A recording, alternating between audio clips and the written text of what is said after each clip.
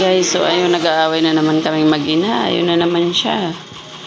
Oh, ayun na naman. Bakit ka lalabas? Sino hinahanap mo? Sino hinahanap mo sa labas? Ayan, hinahanap na naman guys yung daddy niya.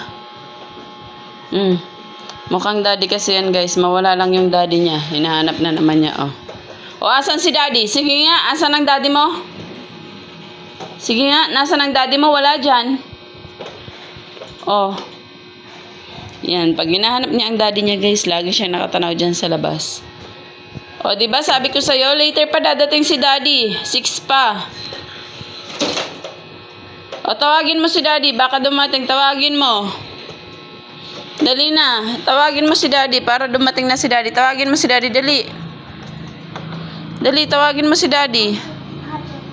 Tawagin mo si daddy. Dali na.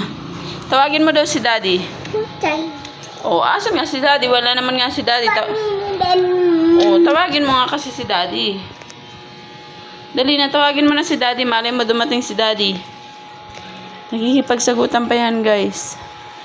Dahil binahanap niya na naman yung daddy niya. Pinangakuan kasi siya ng daddy niya na lalabas sila ngayon. Ayan.